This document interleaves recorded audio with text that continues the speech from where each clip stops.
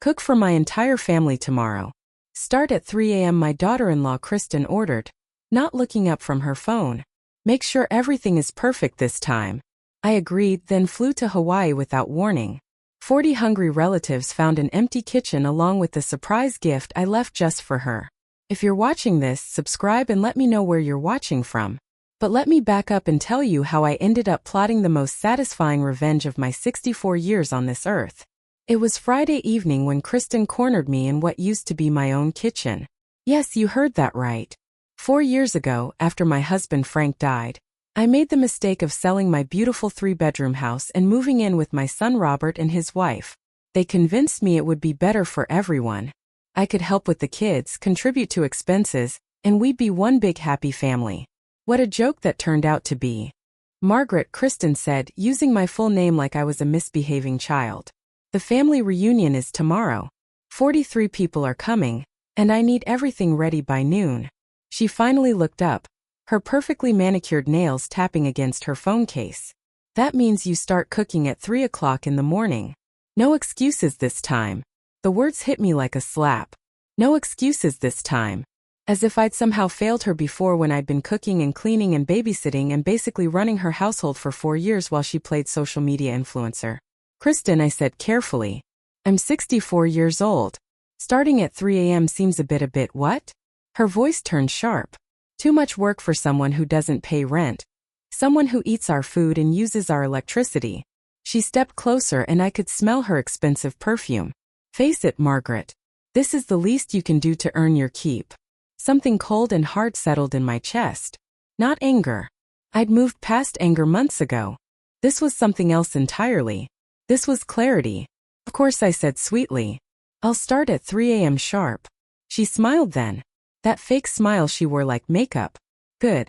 And Margaret, don't mess up the timing like you did at Easter. People actually matter at this one. After she click-clacked away in her designer heels, I stood in that kitchen, my kitchen, bought with my money, and smiled for the first time in weeks because Kristen had just made a fatal error. She'd pushed the wrong woman too far.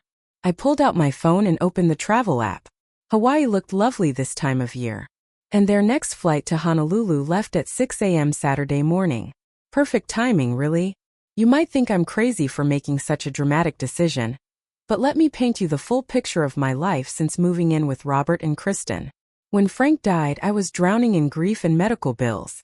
The cancer treatment had drained our savings, and the house felt impossibly empty without him. When Robert suggested I sell and move in with them, it seemed like a lifeline. "Mom, we need you," he'd said, holding my hands across the kitchen table. "The kids need their grandmother close, and honestly, we could use help with the mortgage." So I sold my house, the house Frank and I had bought as newlyweds, where we'd raised Robert, where every room held 35 years of memories. I gave them $200,000 from the sale to pay off their mortgage completely. I thought I was investing in family. What I actually bought was 4 years of servitude. It started small. Could I pick up the kids from school since I wasn't working? Could I cook dinner since I was home anyway? Could I help with laundry since the kids were so busy with activities? Before I knew it, I'd become their live-in housekeeper, chef, and babysitter. While Kristen spent her days at the spa or shopping with friends, I was scrubbing toilets and ironing Robert's shirts. When they went on vacations funded by money I'd helped them save, I stayed home to watch the house. The worst part wasn't the work. It was the complete lack of respect. Like when Kristen redecorated the guest room, my room, without asking, throwing away the photos of Frank I'd carefully arranged. "It looked so cluttered," she'd said with a shrug. Or when she started introducing me to her friends as Robert's mother. "She helps out around the house." As if I were hired help instead of family. Or last month when I overheard her on the phone with her sister. "I don't know how much longer I can deal with her. She's just so old-fashioned. Everything's a production. I can't wait until we can afford to put her in one of those nice senior communities." Standing in my bedroom that Friday night, I methodically packed a suitcase. Not everything. I didn't want to tip them off, just enough for a week in paradise. As I folded my favorite sundress, the one Kristen had criticized as too bright for someone your age, I felt something I hadn't experienced in years. Freedom. I booked a suite at the Grand Way Resort. Ocean view. Spa services included.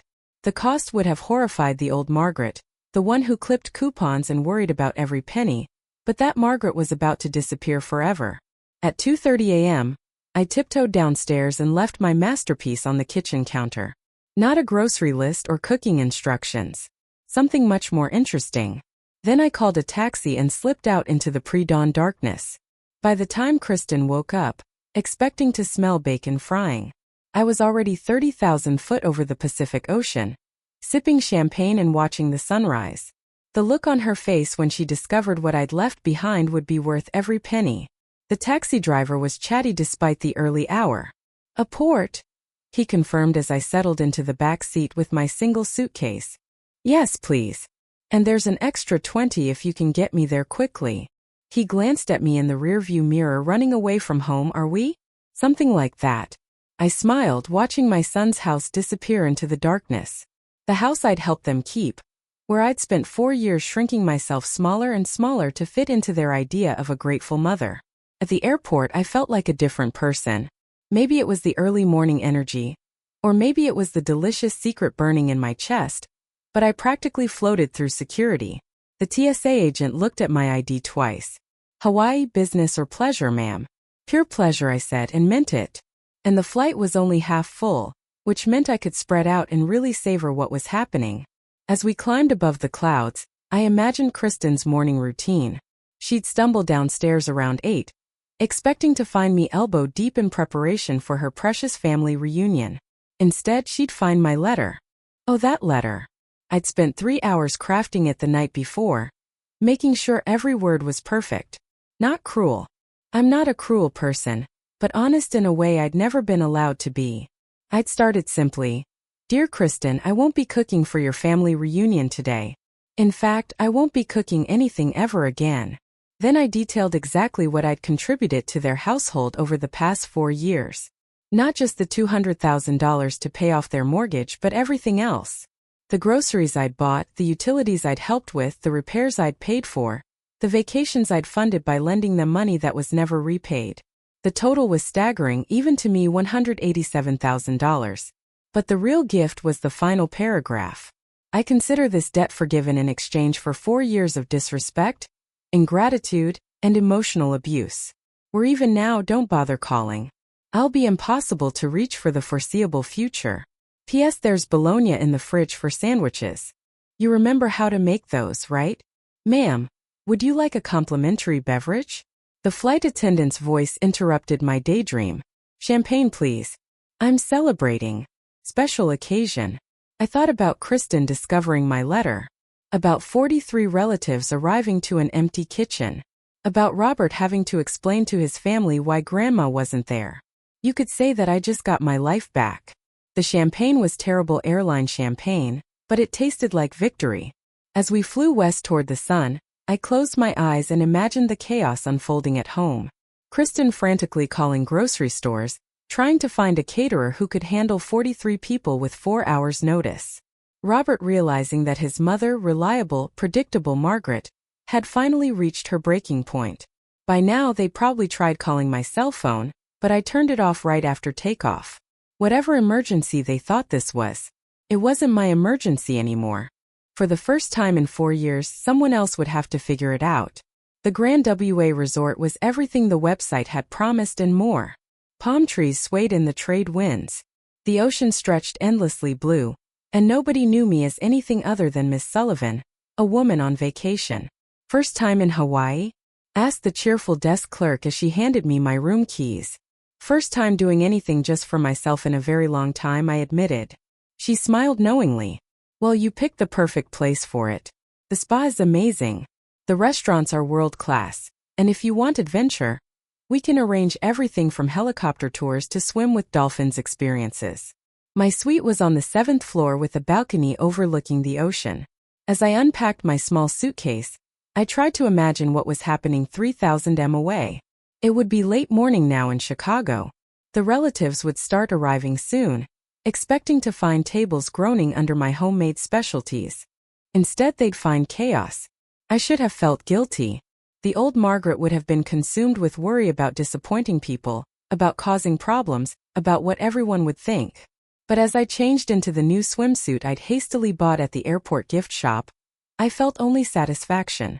They'd taken my generosity for granted for 4 years. They treated me like hired help, who should be grateful for room and board in exchange for endless labor.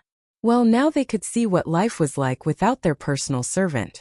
My phone had been buzzing incessantly since I'd turned it back on. 17 missed calls from Robert, 12 from Kristen, and a string of increasingly frantic text messages. I scrolled through them while sipping a Mai Tai on my balcony. Kristen, where are you? Robert, Mom, call me immediately. There's been a misunderstanding. Kristen, this is not funny.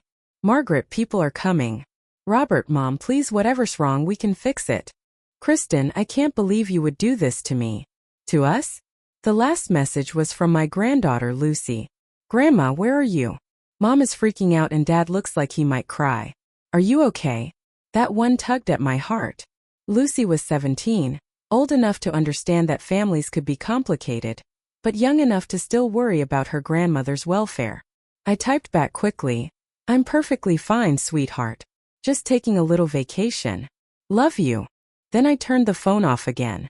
A waiter appeared at my elbow. Another Mai Tai, ma'am. Why not? I'm celebrating my liberation. He laughed.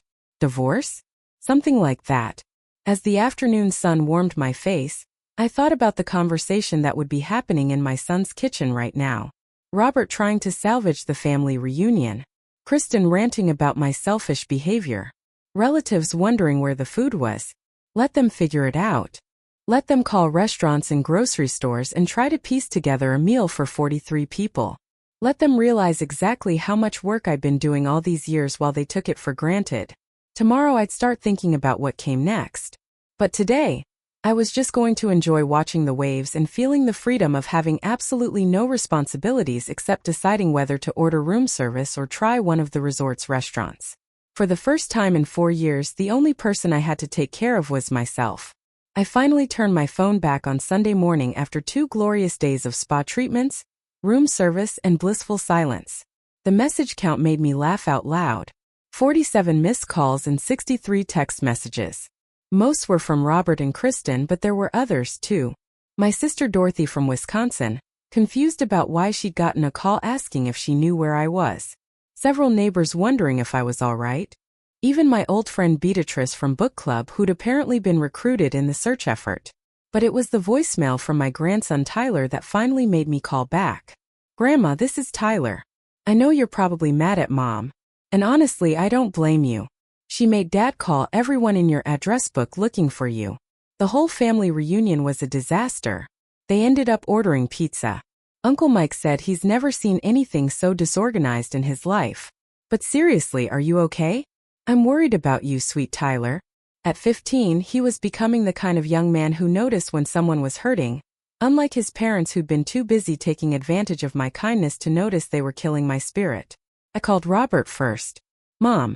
His voice was a mixture of relief and anger. Where the hell are you? Do you have any idea what you've put us through? I'm exactly where I told you I'd be, I said calmly. Impossible to reach for the foreseeable future. This isn't funny, Mom. Kristen has been crying for 2 days. The family reunion was ruined. Aunt Susan asked me 15 times where you were. And I had to lie and say you were sick. Why did you lie?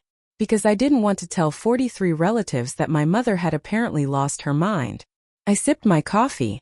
Real Kona coffee.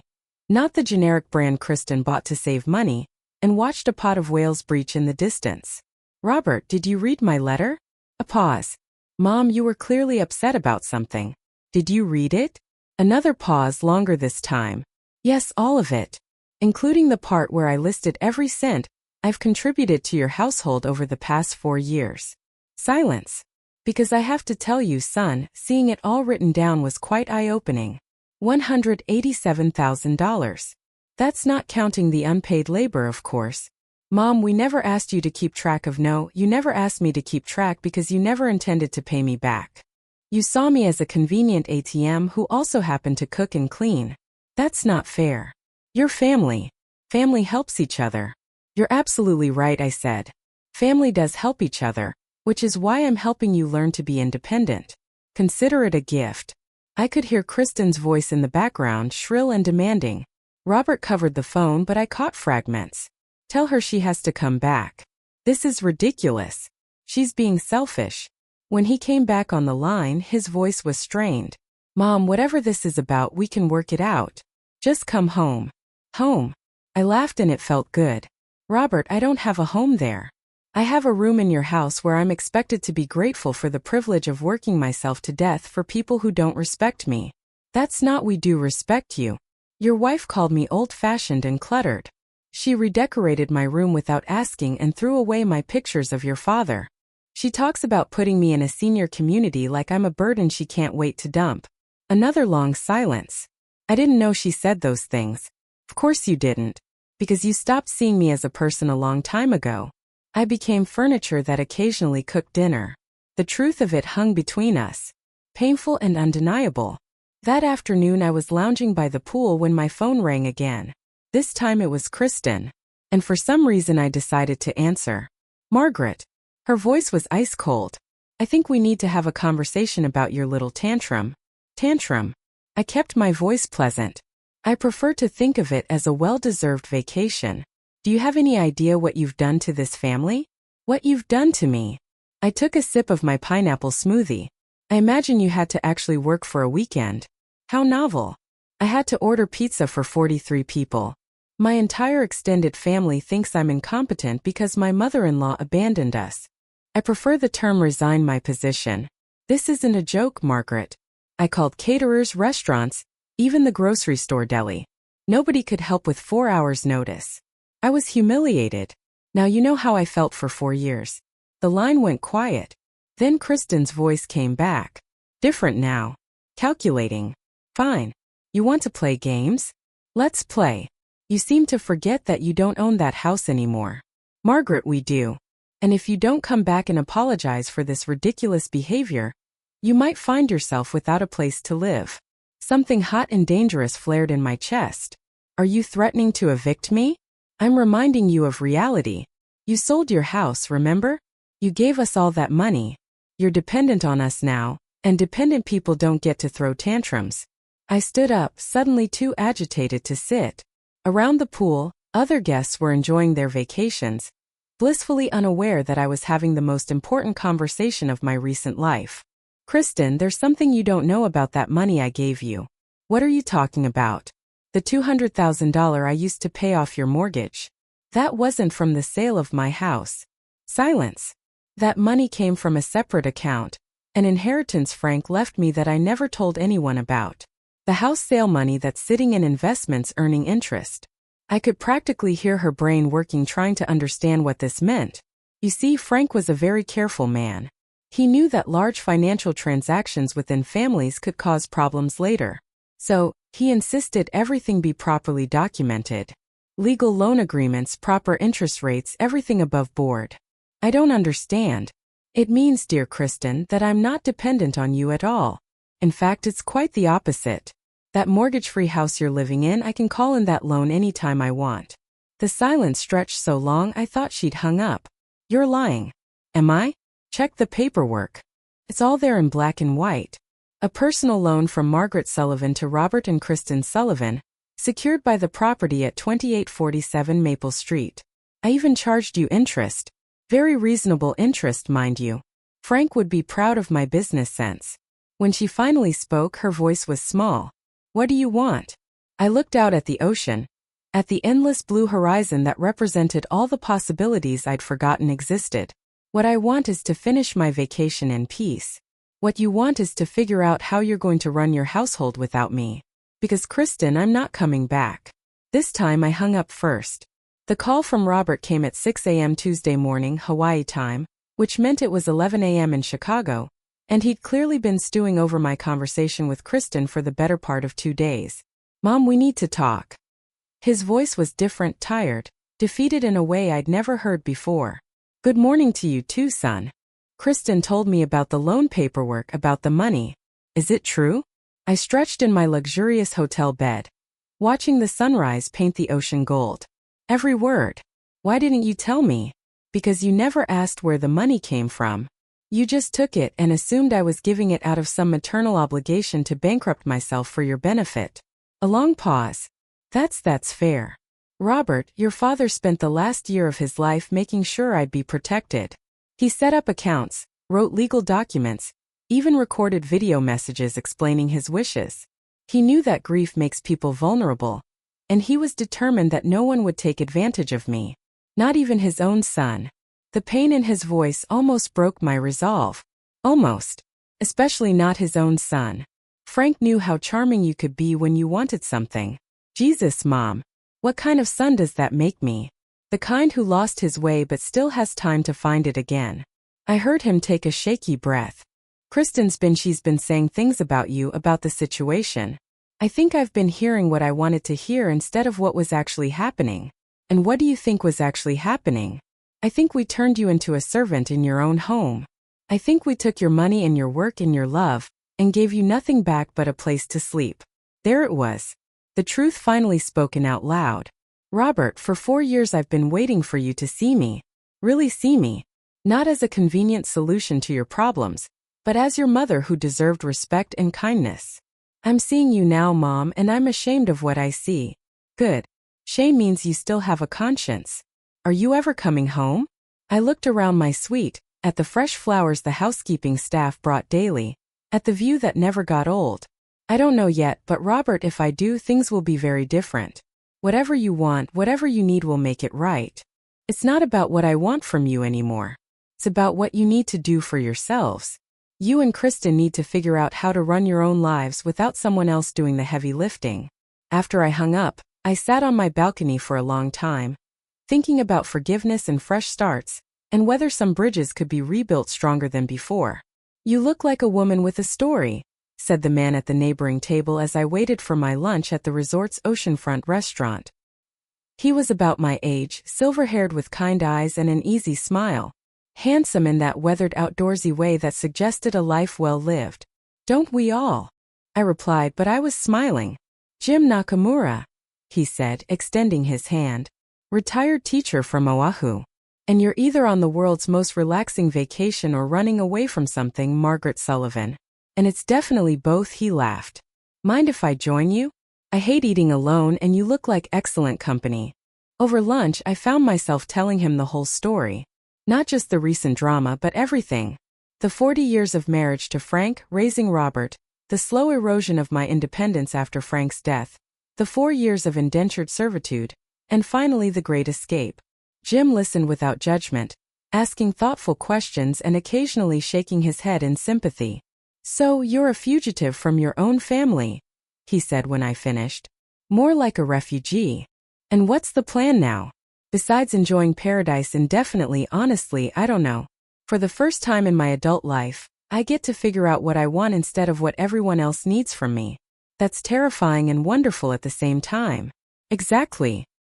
He leaned back in his chair, studying me with those intelligent eyes. Can I make a suggestion, please? Don't go back until you're sure you want to, not because you feel obligated to. You've earned the right to be selfish. That evening, Jim took me to a local restaurant his daughter had recommended. Not touristy, just good food and the kind of atmosphere where locals gathered to talk story, as he called it. I moved here after my wife died, he explained over fresh AI. Thought I'd stay 6 months, get my head straight, then go back to the mainland. That was 8 years ago. Do you regret it? Best decision I ever made. I discovered who I was when I wasn't trying to be who everyone else needed me to be.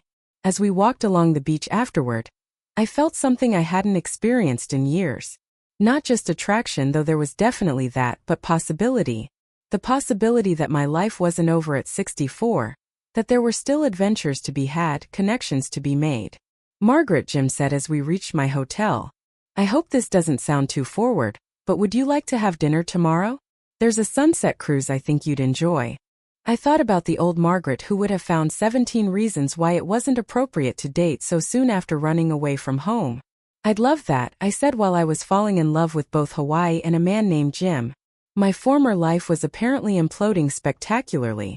The full story came from Lucy, my granddaughter, who called Wednesday evening in tears. Grandma, everything's falling apart here. What's happening, sweetheart? Mom and Dad had this huge fight. I mean huge. Dad found out some stuff about Mom that he didn't know before. I settled into my chair, sensing this was going to be a long conversation. What kind of stuff? Remember how Mom always said she couldn't work because someone needed to be home with us kids? Well, Tyler and I found out she's been working part-time at this boutique for 3 years and getting paid cash so Dad wouldn't know. Interesting. Why didn't your father know? Because she told him the money came from you. Like when she bought that expensive purse last month, she said you gave her money for it, but you were already gone by then, so Tyler and I knew she was lying. My blood went cold. Lucy, how much money did she tell your father came from me? I don't know exactly, but I heard them fighting about it. Dad said he thought Mom was being too hard on you because you were being so generous. He felt guilty that you were spending your savings on us. The scope of Christine's manipulation was breathtaking. She'd been stealing from her own family, while making my son believe I was voluntarily impoverishing myself for their benefit. There's more, Grandma. Dad hired someone to look into the house loan thing you talked about. And it turns out Mom knew about it the whole time. She had copies of all the paperwork hidden in her closet. Oh, Lucy. Dad moved out yesterday.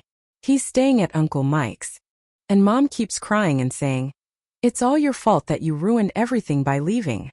I closed my eyes, feeling the weight of my son's broken marriage, even though I knew I wasn't responsible for Kristen's choices. Sweetheart, I need you to listen to me carefully.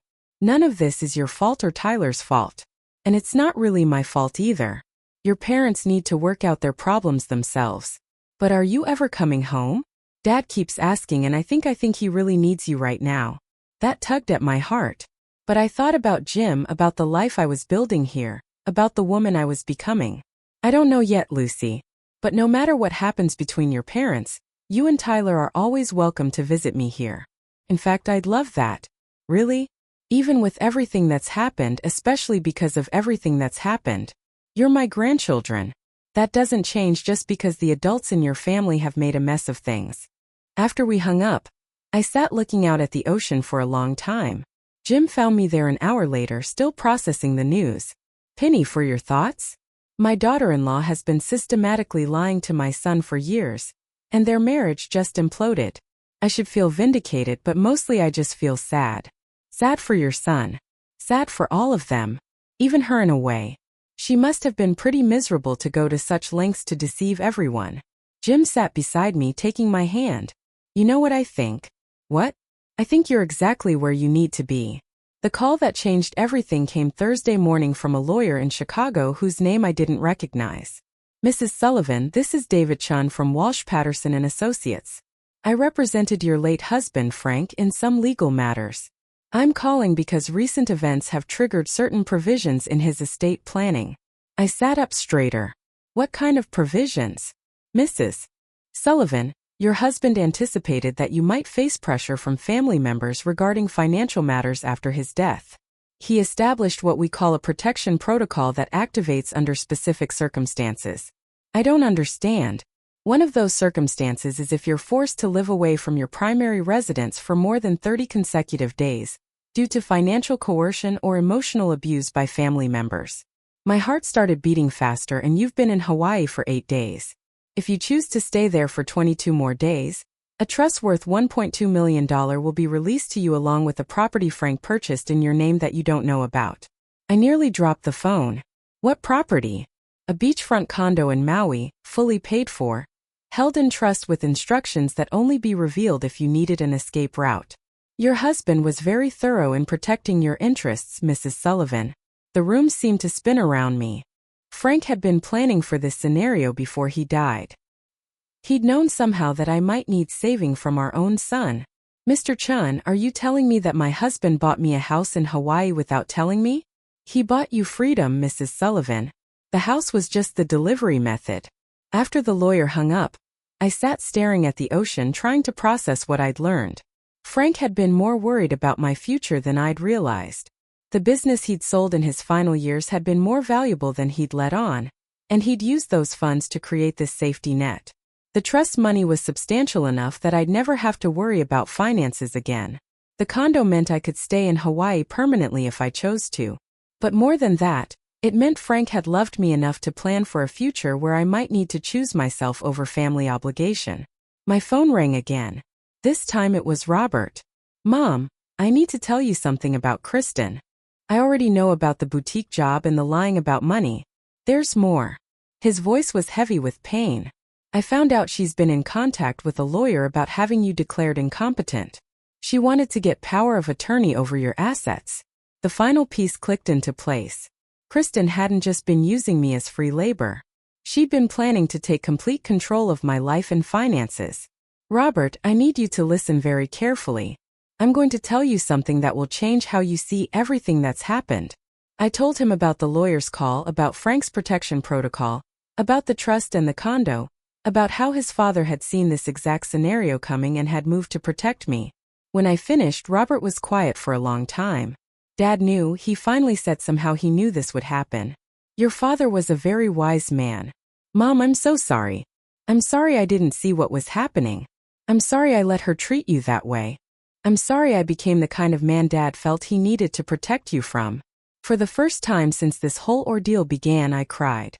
3 months later, I was standing on the lane of my new condo in Maui, watching Jim tend to the garden he'd insisted on planting for me. The plumeria should bloom in spring, he called out, wiping his hands on his jeans. And the mango tree will give fruit in a few years. Planning to stick around that long? I teased. He straightened up, fixing me with that smile that still made my heart skip. Margaret Sullivan. I plan to stick around until you get tired of me. And maybe not even then. I laughed, feeling lighter than I had in years.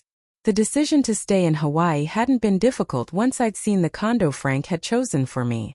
It was perfect, small enough to be manageable, but with room for guests. The lie overlooked the ocean, and there was a community garden where I'd already made several friends. My phone rang, interrupting my thoughts. It was Lucy. Grandma, guess what? Dad bought me and Tyler tickets to visit you for spring break. That's wonderful. Sweetheart, I can't wait to show you around. And Grandma, Dad wanted me to tell you something. He and Mom are getting divorced, but it's going to be okay. He's happier now. We all are, actually. After we hung up, I reflected on how much had changed. Robert was indeed happier.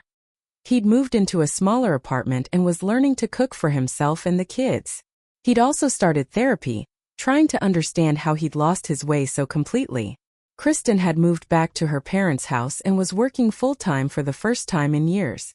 The divorce was proceeding amicably enough, though she'd tried one last time to contest Frank's trust, claiming I'd manipulated him. That lawsuit had lasted exactly 1 week before her lawyer advised her to drop it. The best part was that my relationship with my grandchildren had actually grown stronger. Without the toxic dynamic between their parents, we could simply love each other without all the underlying tension. You look happy, Jim observed, joining me on the lie with 2 cups of coffee. I am happy. For the first time in years, I'm exactly where I want to be, with people who value me for who I am, not what I can do for them.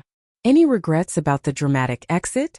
I thought about that fateful Friday morning when I'd chosen freedom over servitude. When I'd finally said no to being taken for granted. None whatsoever. Sometimes you have to burn the bridge to find out you can fly. Jim raised his coffee cup in a toast. To flying, then to flying, I agreed.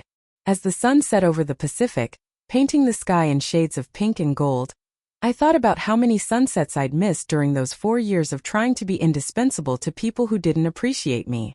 I'd wasted so much time trying to earn love. That was my right to receive freely. But I wasn't wasted time anymore. At 64, I'd learned that it's never too late to choose yourself, never too late to demand respect, and never too late to start over. The best revenge I'd discovered wasn't making them suffer. It was making myself happy. And I was very, very happy indeed. Thanks for listening. Don't forget to subscribe and feel free to share your story in the comments. Your voice matters.